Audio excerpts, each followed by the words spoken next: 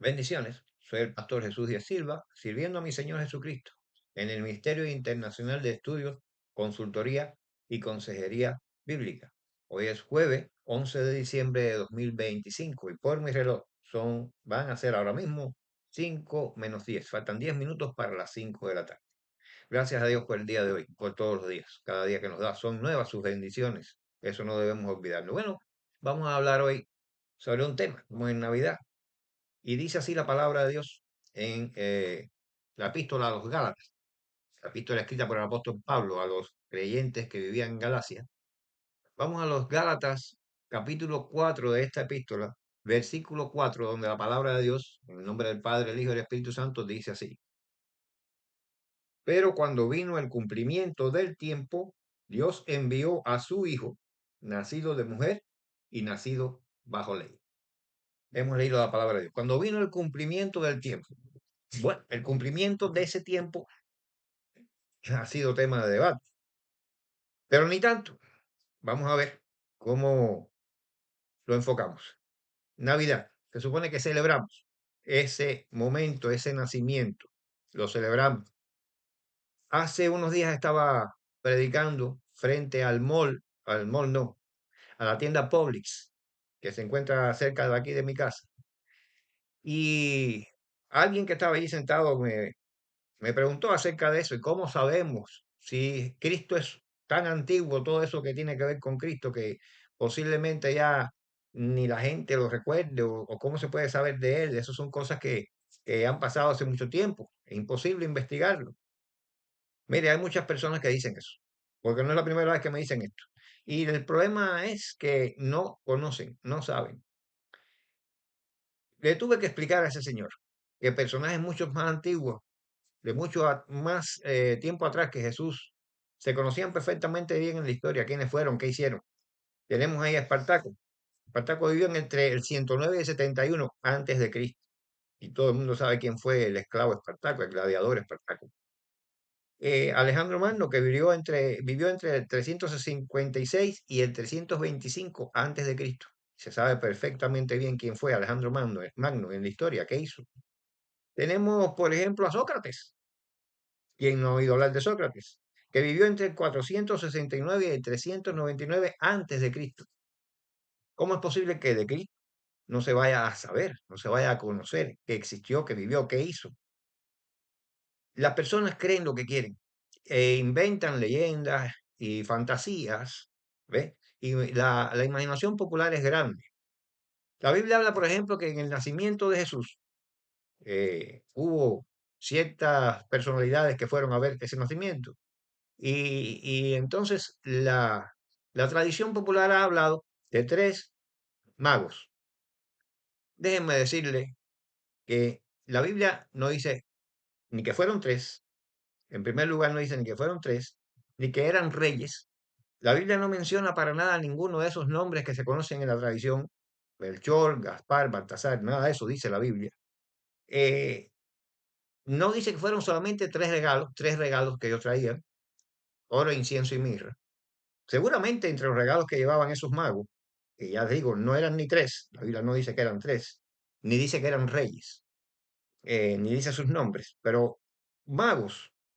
Ahora, la palabra magos, que llevaron esos regalos, y entre ellos llevarían oro, incienso y mirra.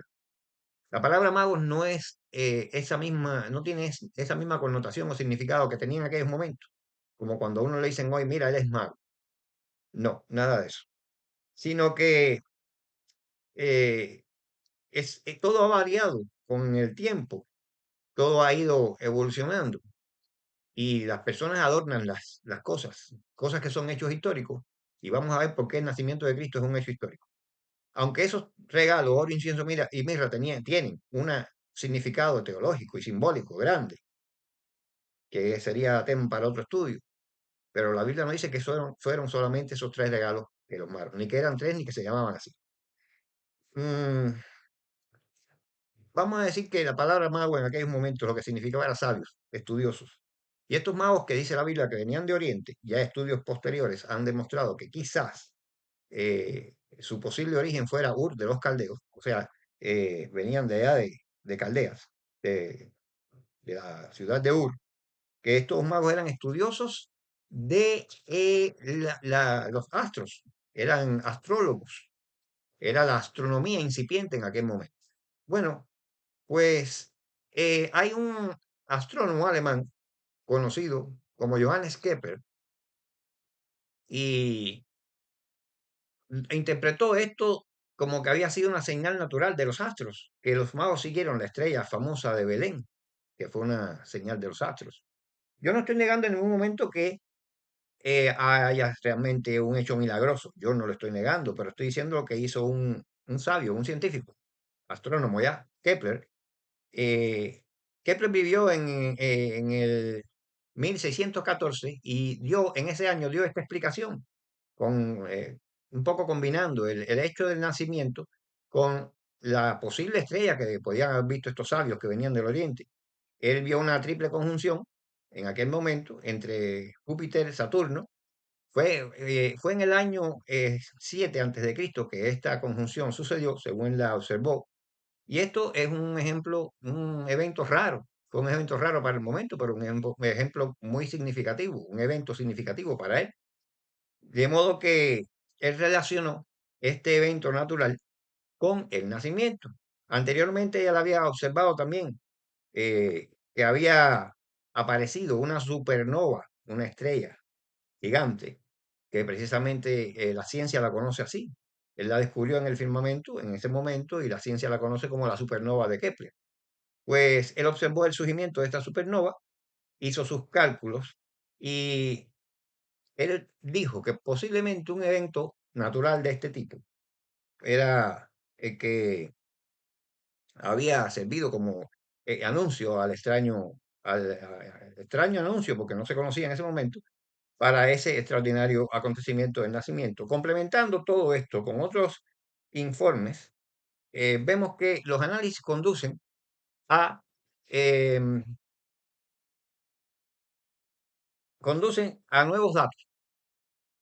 Los análisis conducen a nuevas informaciones, a nuevas conclusiones, y entre ellas está que la fecha del nacimiento de Jesucristo no pudo haber sido en invierno, lo pudo haber sido en diciembre, pues tenemos registros escriturales e históricos. Por ejemplo, el Cireneo, este gobernador que se menciona en Lucas capítulo 2, versículo 2, gobernador de Siria. Eh, este Cireneo, en el momento del empadronamiento, ¿no?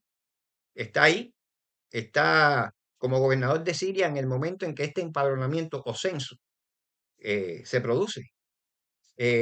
Dice aquí que Flavio Josefo, un historiador bien cercano a los hechos, porque vivió entre el 37 y el 111 más o menos después de Cristo. Fíjense que estuvo cerca de los acontecimientos. Flavio Josefo, estudiador reconocido, nos da aquí una base histórica fuerte. Dice que este empadronamiento o censo donde estuvo Cireneo, pues lo ubica él, este historiador, en el año 6 después de Cristo aproximadamente, posterior a la muerte del rey Herodes, que había fallecido en el año 4 después de Cristo. Para entonces ya se sabe que este Cirenio había participado y tenía ciertas responsabilidades administrativas y ejecutivas, y había participado en algunos eventos de censo y de empadronamiento de este mismo tipo que estamos hablando. Además, existe una base climatológica, sociocultural y tradicional que nos aporta datos también y que es importante para saber en qué fecha, cuándo fue llegado ese momento que Gálatas 4:4, el versículo que dimos al inicio, se produjo ese momento exacto donde nació el Hijo de Dios. Es decir, una base climatológica y de tipo sociocultural y tradicional.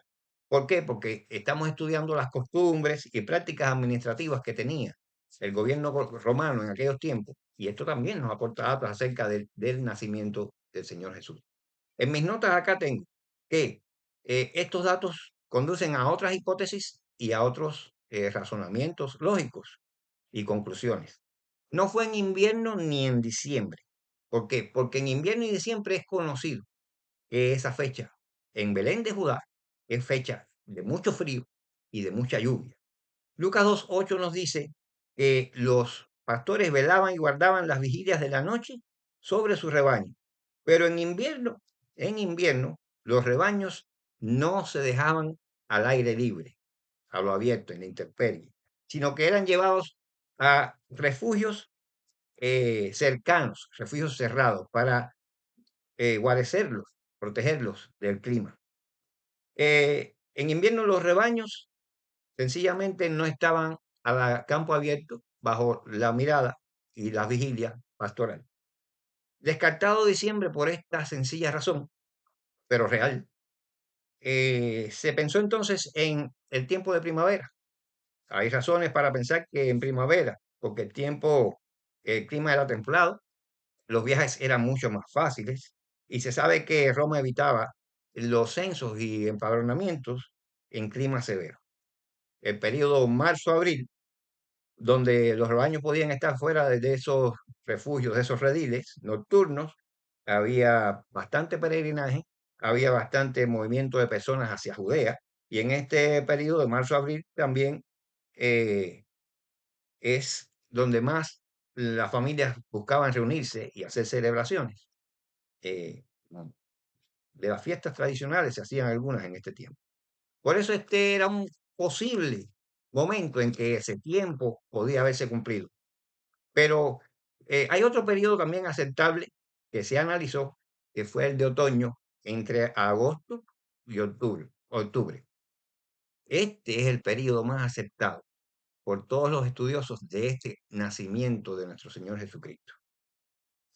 Los datos en general que se tienen, que se toman en cuenta para definir más o menos una posible fecha, son esta conjunción que les mencioné de Júpiter, Saturno, en el año 7 antes de Cristo, que en esa época pasa el planeta Venus por la constelación de Piscis en su órbita, lo cual lo hace mucho más brillante, verse mucho más brillante. Y esto se relaciona podrían haberla relacionado los magos con la famosa estrella de Belén.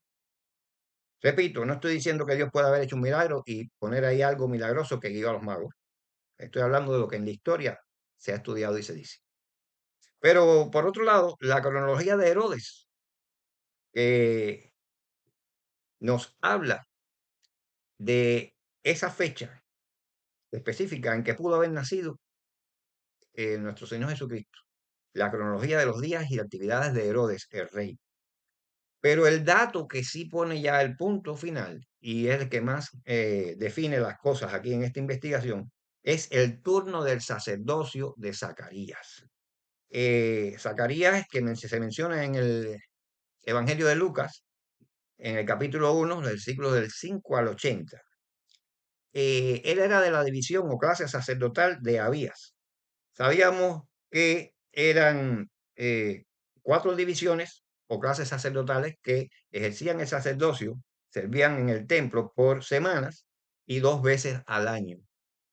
La fecha más probable, aceptada por tanto, sacando estos cálculos, es que el nacimiento de Jesucristo, la que más se aproxima, es que el nacimiento de Jesucristo haya ocurrido según todos estos movimientos naturales, sociopolíticos, administrativos y acerca del sacerdocio de Zacarías y las clases sacerdotales que ministraban en el templo, la fecha que más aceptada es para el nacimiento de Jesucristo está entre el día 20 y 29 de septiembre del año 5 antes de Jesucristo.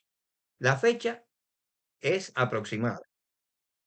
Los datos que le he mencionado son los que se tienen hasta ahora, pero pueden surgir nuevos elementos que no se conocen, haber nuevos hallazgos que no se tenían todavía y de repente se descubren y pueden cambiar las cosas. Hasta ahora, esta fecha que les acabo de dar es la que se cree más probable como fecha de nacimiento de nuestro Señor Jesús.